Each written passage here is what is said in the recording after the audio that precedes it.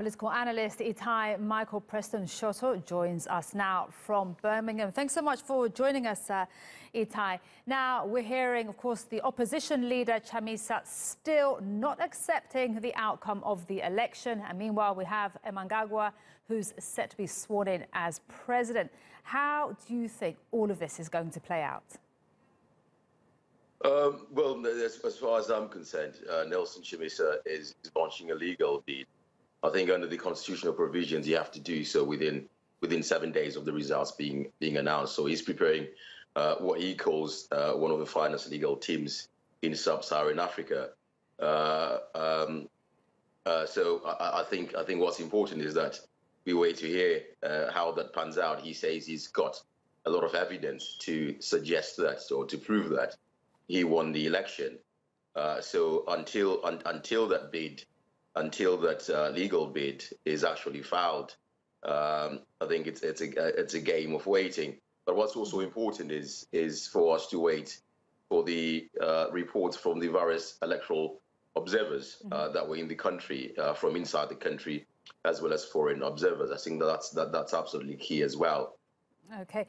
And as you say, the finest legal teams in sub-Saharan Africa and a lot of evidence. But with all of this, do you really think that he can turn around the results? If the history of the legal system in Zimbabwe is to go anything by, I think that's quite improbable there.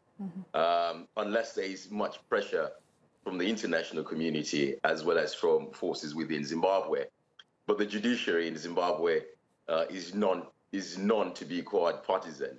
It's not as independent as it should be under the provisions of the Constitution.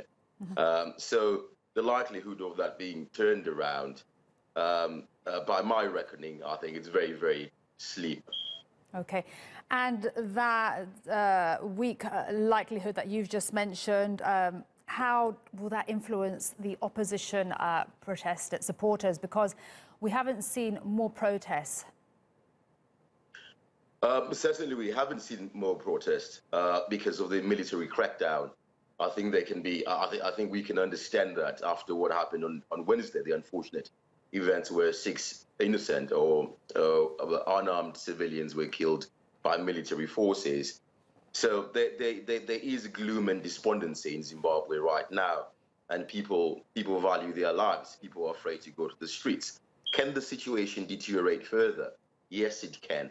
I think it can only deteriorate further if there is incitement from political forces. But I think after Wednesday's unfortunate events, people are terrified to go back in the streets.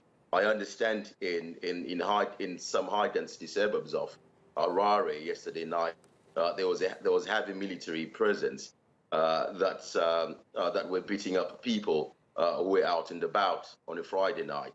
So there is a crackdown. Military is in and around the capital. Okay. Thank you so much, Itai. That was political analyst Itai Michael Preston Shoto speaking to us from Birmingham. Thank you.